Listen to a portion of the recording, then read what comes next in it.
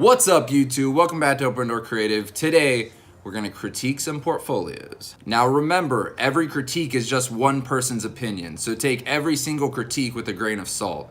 If there's something you agree with, change it. And if there's something that you don't agree with, keep it. So yeah, let's jump right into our first portfolio critique. So this book comes to you from Kevin Yurasovich. I hope I said that correctly. Let's see what Kevin's all about. All right, so this is our guy, Kevin. He's an art director. He's a photographer. He's a former intern. Hopefully that means he's not anymore. Actually, I know that means he's not anymore. He sent me a nice email, and he actually works relatively close to where I work at the Richards Group now. So congratulations, Kevin, on your new gig. We're still gonna rip apart this book. So first, we're gonna start on this Amazon Oddities. Sounds interesting. Amazon has some weird items for sale that people actually buy. Let Amazon help you find your weird at oddities.amazon.com. All right, so we have this Find Your Weird print series.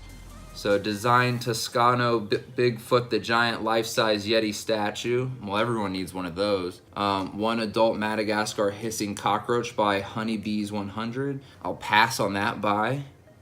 People of Walmart.com adult coloring book Rolling Back Dignity. Cool. I like it. You're highlighting items that are weird on the internet that people can buy. I think Find Your Weird as your headline right now doesn't work as well as it would as a tagline, so I would just keep that consistent on each. And actually, you don't even need a headline on this campaign. I think just the shock factor of the item that's being showed and then the little description from Amazon is enough. But if you want to keep Find Your Weird, make it a lot smaller, put it more as a tagline next to your logo. Okay, you extended on a social platform, so you got an Instagram campaign here, sushi rice pillow, of course, human wall decal, creepy, 25 placenta recipes, very interesting. I mean, I get what you're doing here, it's just an extension of your campaign. My only thing here would be try to keep the same color tonality and start to establish this Amazon brand on these as well. Or if this is the art direction that you're looking to go with, make sure to do that up top as well, just to get some continuity between the whole campaign. Oh yes, and we have a spot, and it looks like someone's on the toilet.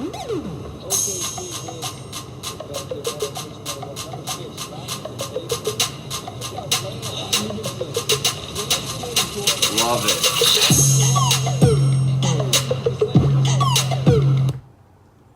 That was great. Oh, another one.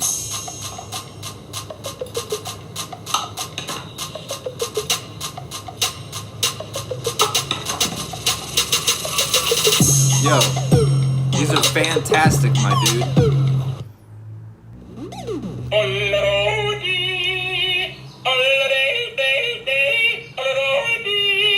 Yodeling Pickle, that's important.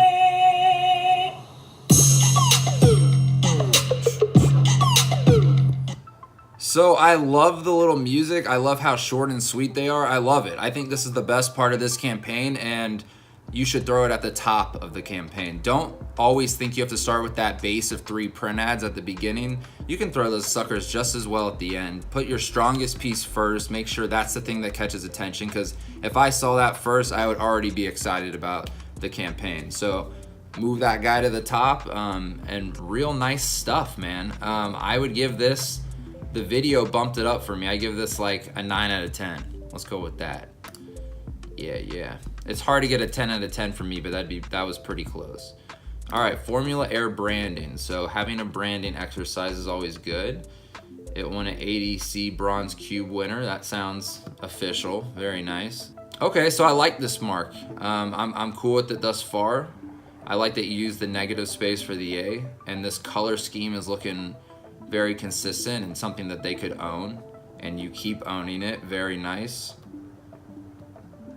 Yeah, man, this is thought out. This is real thought out. Let me just scroll through this really quick. Oh yeah, okay, yeah, you put a whole brand guide together. This is great. Yeah, so logo itself, love it. I think especially showing your grid structure, you showed how you thoughtfully measured things out and made sure things are pretty perfect. I love that the space in between the 2 parts of the F aligns with the space in the A. That's a nice touch as well. Overall cool. Conceptually, it shows the speed. Yeah, I like it, man. Good color scheme. You show how to use the gradient that you use consistently throughout the whole brand guide, and yeah, it's very clean and well thought out, so kudos. Man, you go far. You go into envelope design. Okay. Very, very good. Usage. Wow, you have a ton of elements. Oh, wow, hold up. So these posters are probably the best thing in this brand guide. So I would blow these suckers up a lot larger. And kind of, you know, it's nice to break up the sections in your brand guide. I see you use this like usage thing and stationery. You have these headers, but really like let these pieces stand out. Like these pieces are some showstopper pieces, and I really like how you use these kind of speed lines as graphical elements on the poster. That's really nice. This more than anything shows what this campaign or what this brand can be on other elements, more so than like an envelope a couple above it. So throw the posters closer to the top, make them big, make them stand out. For a brand guide, I would give this a 9 out of 10, dude. You're crushing it. Maybe an 8 out of 10, but you're up there. We'll give you an 8.5. All right, Orkin. When you've got pests in your walls, you don't always know what they're doing back there. Orkin does. They're probably not running an in-wall casino to launder money for their drug ring. They're probably not creating an architectural masterpiece out of fallen tortilla chip pieces. Okay, I can see where this starts to be clever, but I'm not loving it, if I'm being honest. I think it's much weaker than the first two pieces we've seen so far. From an art director standpoint, make sure your photography's at more dynamic angles. I'm always hesitant to take pictures from the perspective that anyone would take a picture. Try to find a new dynamic angle on it. Now, if that was part of your idea where you're like, this is what you see and this is what's not being seen, then like I'm more cool with that. But overall, not the strongest piece. It's also just for print ads. Try to expand it out to other mediums, but at least there was some thinking there. So I'm not gonna be a complete hater, but just yeah, I would clean things up just a tad. So let's give this one, just to bring you down a little bit, a 6 out of 10. I also noticed that there is a lot of campaigns in your book.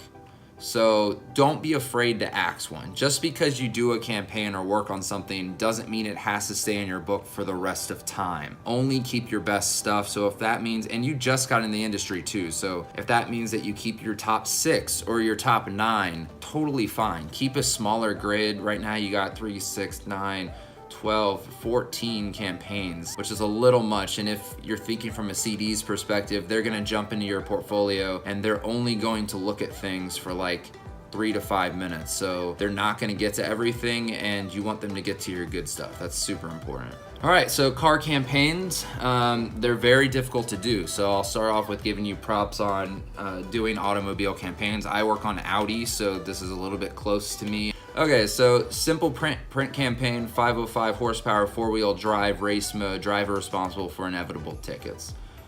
Yeah, cool. This is something that's done a lot in advertising. It's like a 3-banger with lines, and then the 4th one kind of pays it off in a clever way, which I'm not a hater. I like it.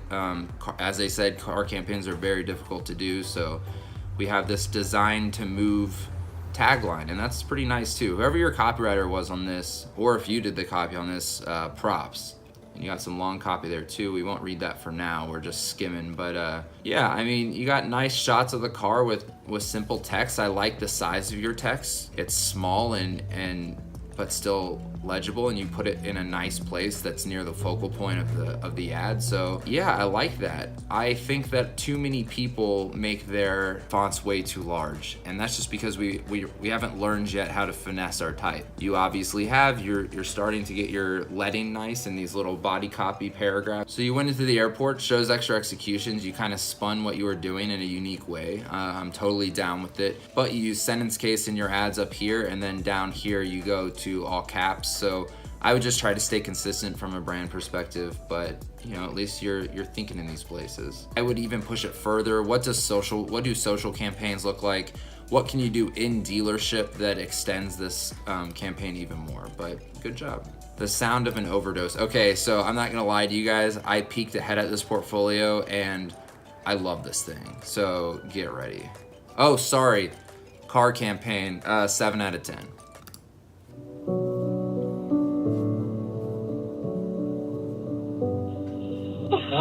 on? Where's your emergency? I need an ambulance right away. My son just overdosed on heroin. What's your address? Please. What's your... He's unconscious.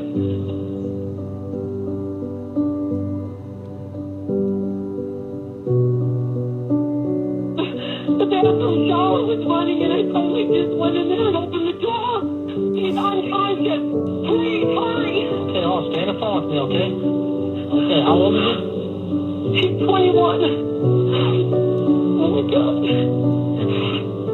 Is he breathing? I don't know. All right, man, so this is a tearjerker campaign. It definitely evokes emotion, and if you watched this and didn't feel anything, you have no soul. Yeah, I mean, really good. Yes, it's just one like video ad and that's it, but it's awesome. The idea of tying these objects to these 911 calls, I think, is extremely powerful, and I think you did a really, really good job here. This is a 10 out of 10 piece. The first one ever on Open Door Creative, though you are the first one ever on Open Door Creative, so yeah. Now we're gonna go to Porsche. All right, you like cars. All right, we all dream. Dreams can make us come alive. At the Porsche Experience Center, a playground reserved for adults is waiting for you to drive your dreams. So this is one of those places, I guess, you go and you drive fast in a Porsche. I'm down, sign me up. Another 2 dreams checked off the bucket list. The playground reserved for adults. And when I do copywriters books, I'll read the body copy a little bit more, but for an art director, I'm looking at overall aesthetic and an idea. I'm not loving the aesthetic. I like your big type, and that's cool, but with car companies, they really want to show off their vehicle, and you lose a lot of details by using this color overlay. So just be a little careful with that. It feels a little less polished than the other car campaign we looked at. The lines are not too over the top. I actually, because this is a student book thing, I'm assuming it is. For me, I don't feel like it pushes it enough. I would try marrying that luxury aspect of a Porsche or Porsche to, you know, a kid in the candy store kind of vibe. I mean, you're already saying that it's like a playground for adults. Think of actual children playgrounds. Like, what is the Porsche equivalent, or this experience's equivalent to the slide? What is the Porsche's equivalent to a teeter-totter? Like, what are those child's play aspects that you can really fuse with this adult experience? And I think that's where you might find a sweet spot. But for now, they're kind of first thoughts. I mean, yes, they're fine lines, but because it's a student book, I think you could push it even more and be a little bit more creative with it. But, you know, overall, not bad. I'm not gonna destroy you over it. So you have a few more executions in different locations, which is good. It shows you're thinking about it and pushing it further. So I'm gonna give this Porsche campaign a 6 out of 10. Only because you have so many other things in your book that are so powerful that it falls just a little bit flat. WNBA, passion is her power. Yeah, let's go. All right, this is interesting. I like your setup. You're showing social posts with the negatives that people are saying about the WNBA, and then you're gonna flip them on their head. Love it. They're stronger, they're total gold diggers. Oh, I love the spin on it, that's cool. Gold diggers talking about championships. To those who think women should be quiet, think again. This is an empowering campaign. I like it. I like your aesthetic. It does remind me of your Formula Air campaign with the color scheme. Ooh, we got a spot. Let's go.